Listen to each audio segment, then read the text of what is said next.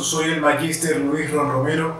Agradezco a la Corporación López Valencia que me ha invitado nuevamente para poder dictar el presente curso de actualización a las reformas en el ámbito laboral ecuatoriano. Como ustedes sabrán, en virtud de la emergencia sanitaria y de la crisis económica que no solamente como país estamos atravesando, sino a nivel mundial, el Ecuador tomó ciertas medidas para poder implementar, o mejor dicho, para fortalecer el sector laboral que se ha visto muy afectado. Como es de conocimiento público, se han cerrado muchas empresas, han ocasionado muchos despidos injustificados, a la gente no se le está indemnizando con los valores correspondientes. Todo eso ha traído colación a que nosotros los abogados nos hemos tenido que actualizar y hemos tenido más que todo demasiado ejercicio en el desarrollo de la gestión laboral como tal. Créame que como abogado, por medio de mi estudio jurídico, el estudio jurídico Ron Zuleta y Asociados, hemos tenido que asesorar a varias empresas y así también a varios trabajadores en el sector del ámbito contractual, efectivamente. En muchas ocasiones para poder justificar lo que es la forma como se despide al trabajador y de igual manera a los empleadores la aplicación a la ley orgánica de apoyo humanitario para combatir la crisis sanitaria derivada del COVID. Que eso justamente es la temática que vamos a tratar el día de hoy. Vamos a analizar la citada ley, la ley de apoyo humanitario para combatir la crisis sanitaria del COVID-19, pero del ámbito netamente de carácter laboral. La temática a tratar va a ser esa justamente. Vamos a analizarla, qué dice esa ley, qué consiste, qué es las nuevas estipulaciones, ciertos aspectos que regula la normativa dentro del derecho laboral. Así que empecemos, señores. Las reformas planteadas por la ley de apoyo humanitario, quisiera empezar argumentando que se agrega una disposición de carácter interpretativa.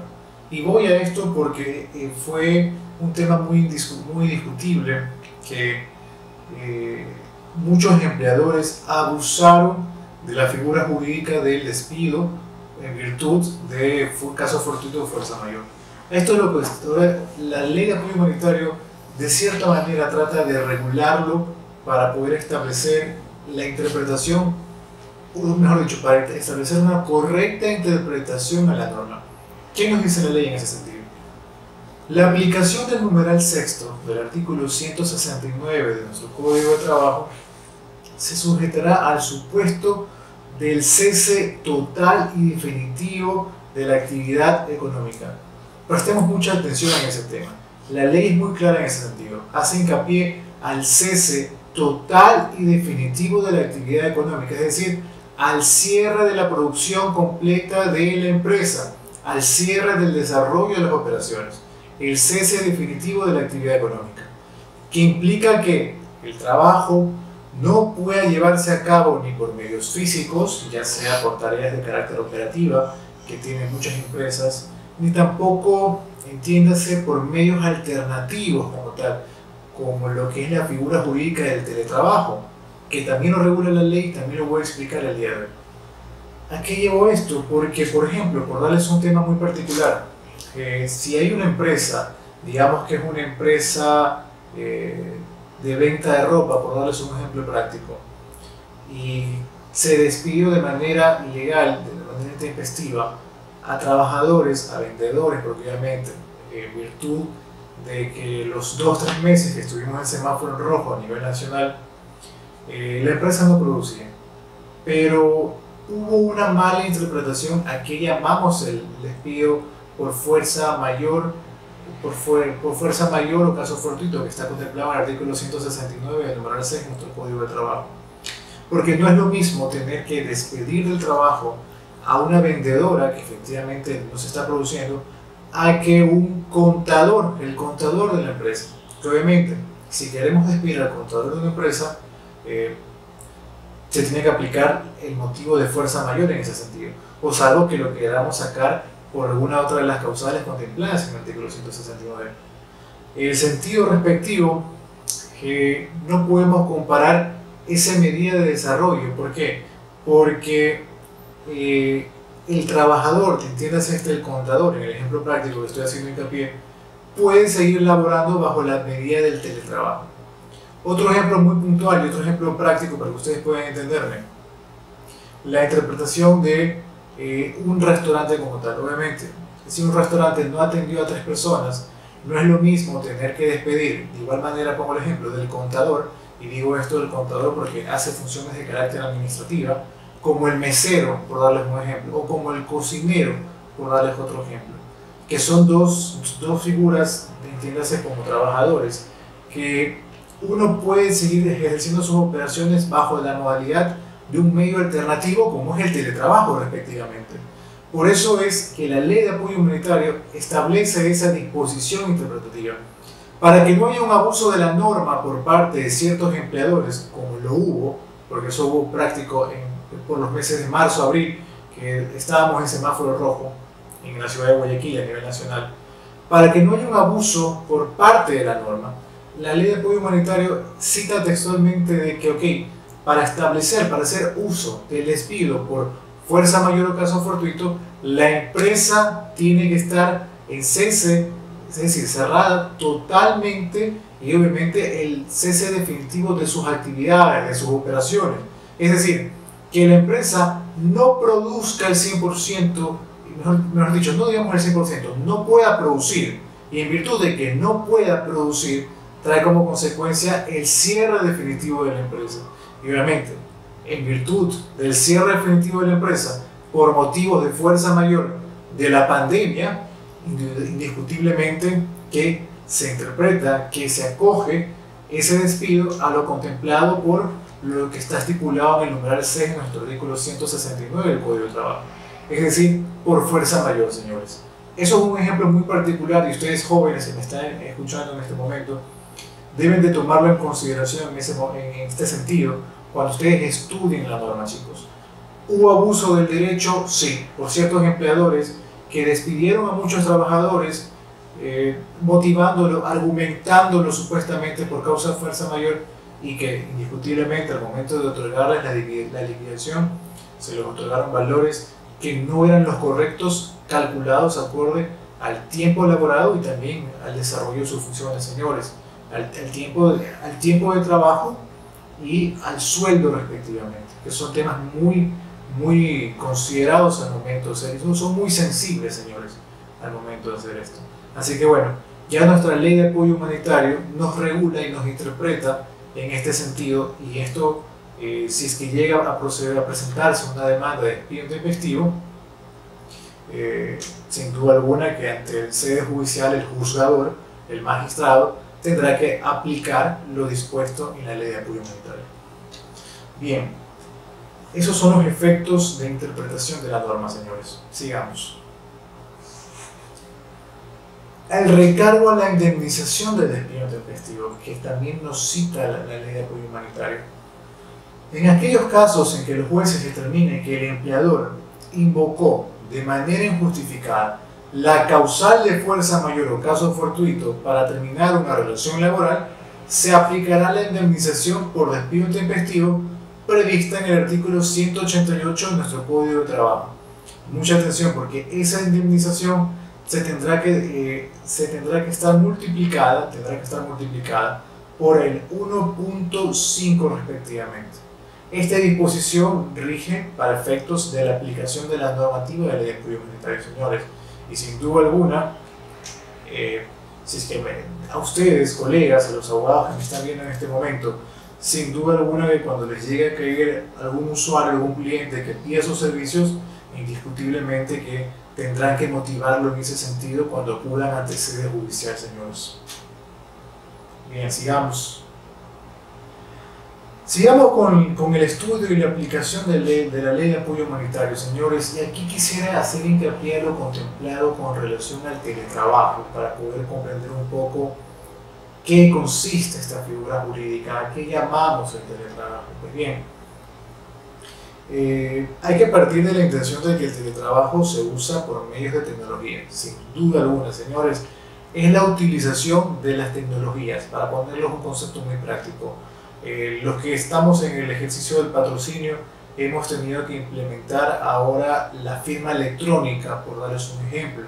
Sin duda alguna, resulta imposible firmar documentos en virtud del distanciamiento y en virtud de las distintas medidas que hubo de restricción en los momentos de la emergencia sanitaria, que llevaron a cabo que se implemente esa medida, por darles un ejemplo.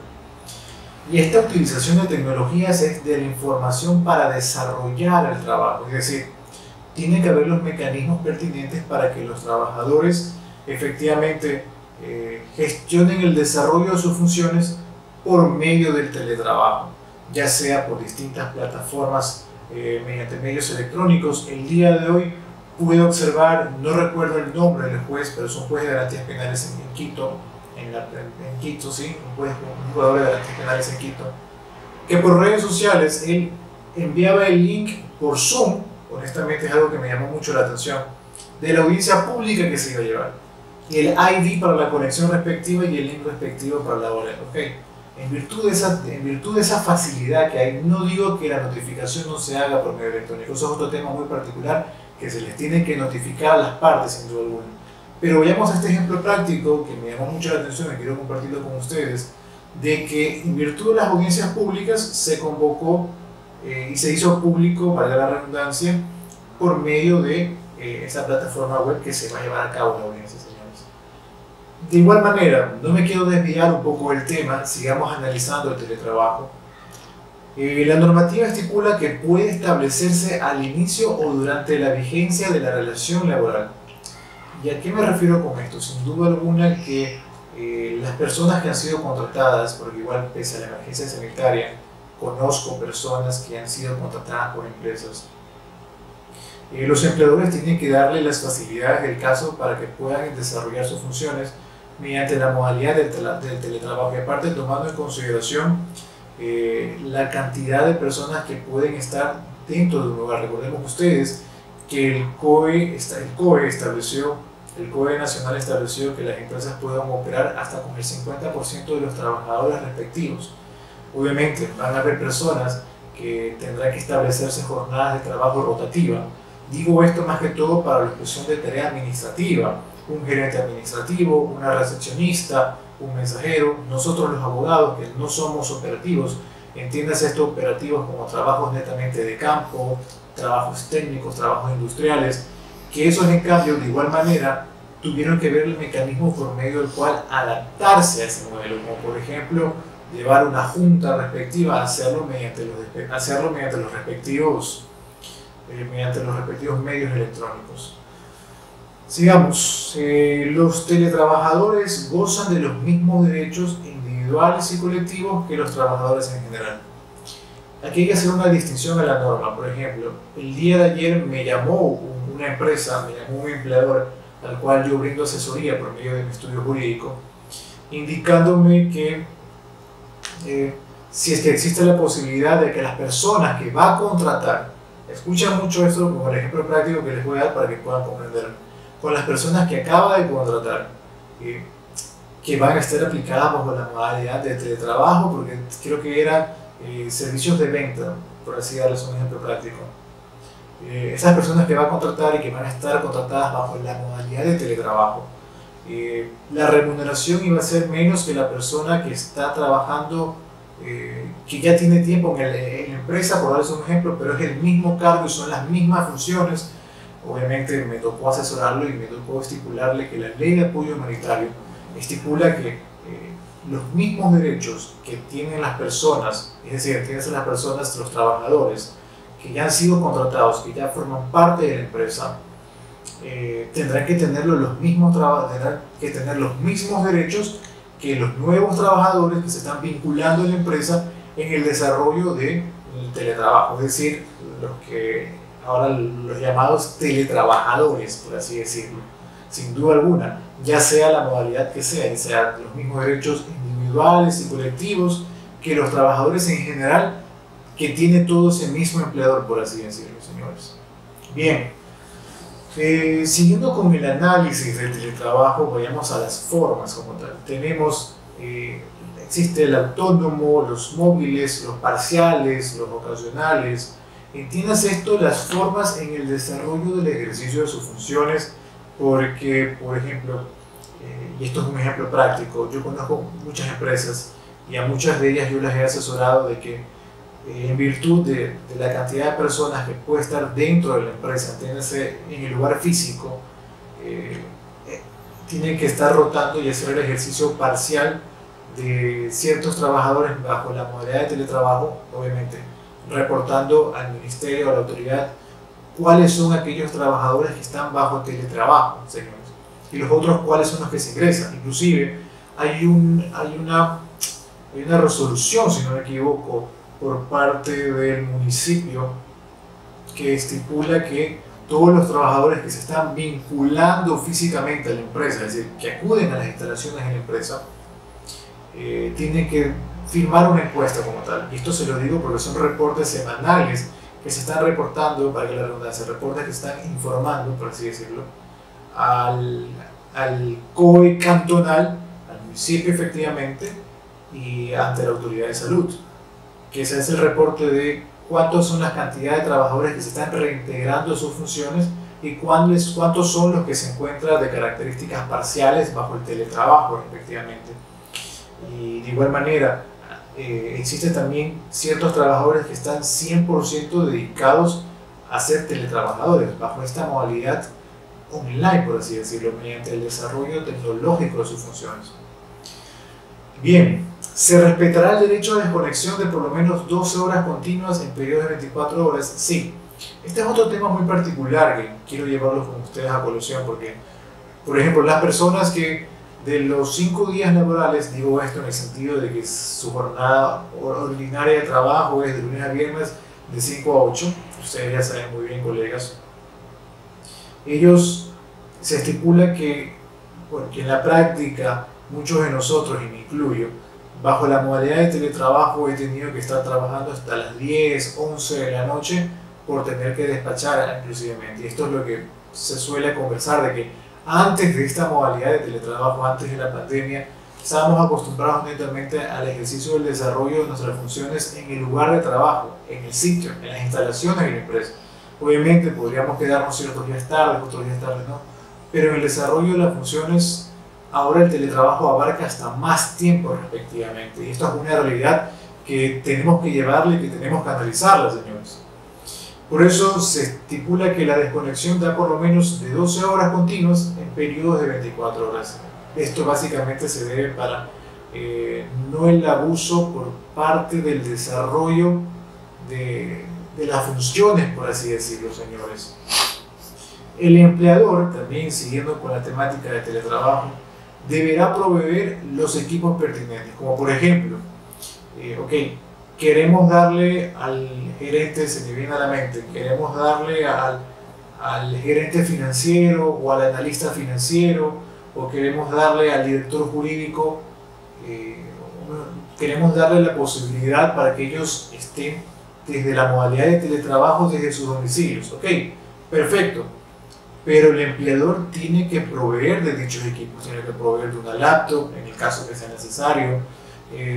La modalidad de la firma electrónica, lo que les hacía hincapié, sin duda alguna, la posibilidad de poder firmar un documento de manera electrónica desde la comodidad de mi laptop, en mi domicilio, permite el mejor desarrollo de funciones.